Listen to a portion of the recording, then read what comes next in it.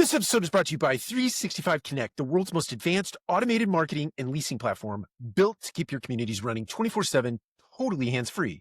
Be sure to check out UnitRev, their AI-powered platform that creates and posts real-time content across search and social using live property data.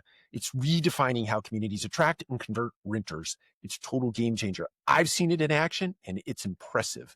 Visit 365connect.com today and tell them Mike sent you for a 30-day free trial. Welcome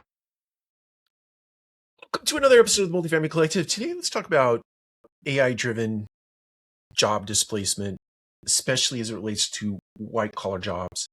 If you think about how AI is making landfall into industry and the potential disruption that it will make, you think about, we instantly in multifamily think about jobs at the site level and how centralization and then automation and AI workflows will disrupt the site level effort, right? Whether it be property manager, assistant manager, leasing consultant, eventually the service side of the business, some inroads in service, but it'll probably be the last one to go. But we don't give a lot of airtime to what's going to happen in the corporate infrastructure. But if you think about how AI-driven workflows impact accounting and marketing and HR, all the ancillary business or shared service businesses internal to an organization, those jobs, especially in the tech industry, even coders, you think about everybody who sits in an office and or at home and they do work that AI can do more efficiently, more effectively, and can do so probably with less error, obviously quicker. Those jobs will be disrupted. Now, let's think about the broader implication of that.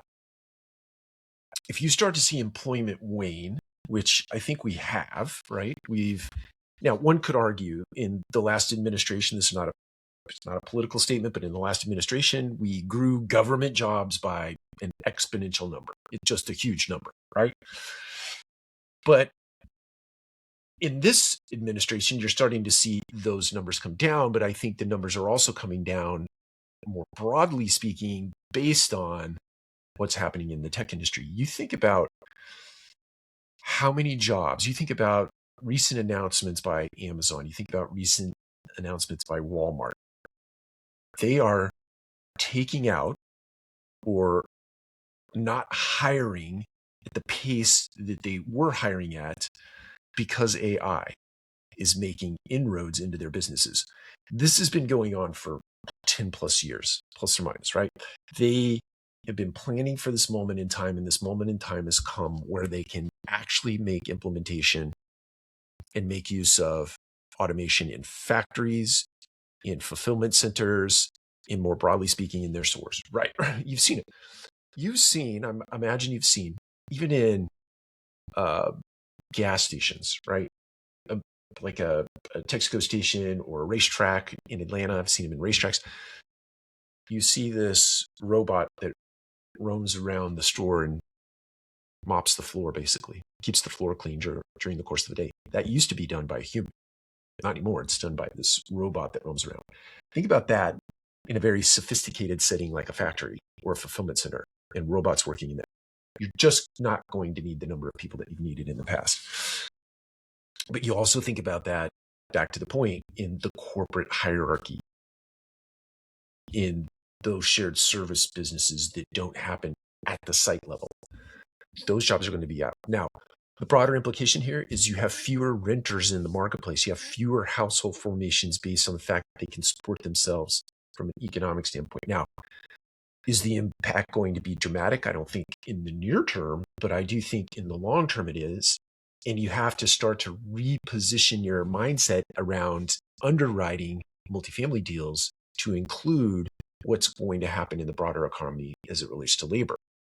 You have to think about those industries that support or are the backbone for your occupancy.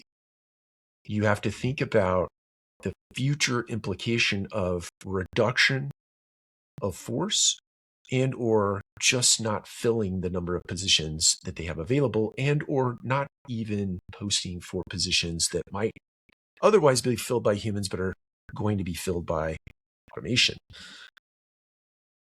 There will be an impact.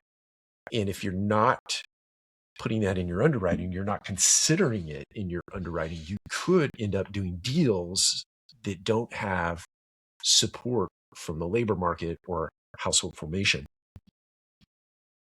You start to have to think about employment by your rent roll, the people on your rent roll, not by the title that they hold, but rather by the task that they do in that business. And if that task is subject to automation, it's subject to AI in some way, shape, or form, you have to consider that in your underwriting. It's here. It's not something that you can put off to another day. It's not something fun to think about down the road. It's here today. It's one of those things that kind of the groundswell, right? You don't really see it happening until it actually creates a ripple in the economy, and then you're on your heels trying to deal with it. It's time to start thinking about it now. Take care. We'll talk to you again soon.